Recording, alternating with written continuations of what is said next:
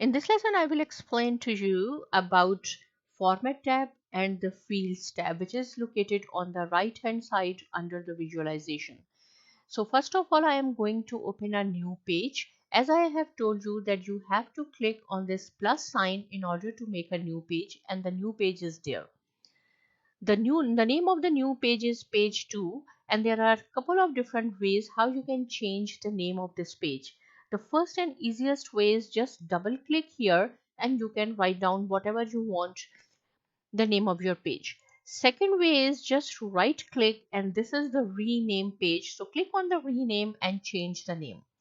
But here we are going to discuss the Format tab. So under Format tab, we have different options. The first option is page information. You have to click on page information and the name of the page is page 2. Here the third way is you can select this and write down whatever name you want. So here I am going to write down the name of this page is practice, because we are doing practice. So you can see here the new name of our page is practice. Right from here you can close it.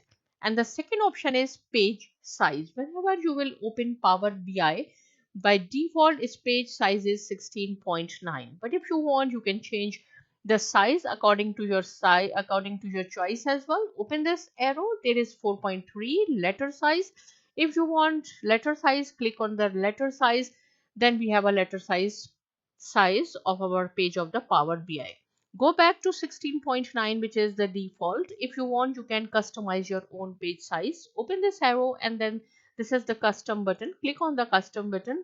Then we have the width and the height pixels. Here you can increase or decrease according to your choice. We will also learn in this course when we have to increase or decrease, when we have to customize our own sheet size or page size, right? But this is the way you can increase or decrease. Third option is page background. Open this arrow, page background.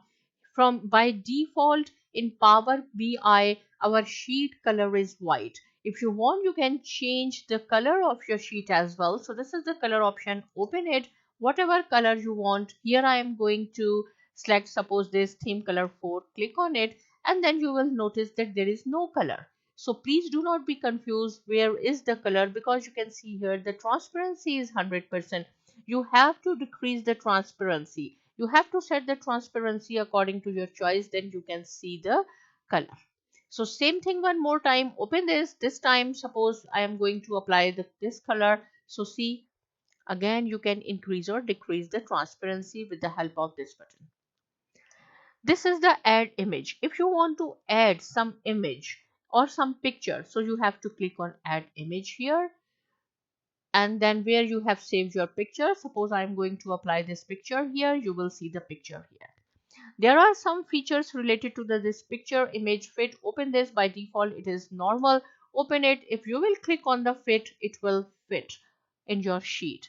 Open this arrow again one more time, because we have the fill option as well. Click on fill and then you will see a different fill thing, right?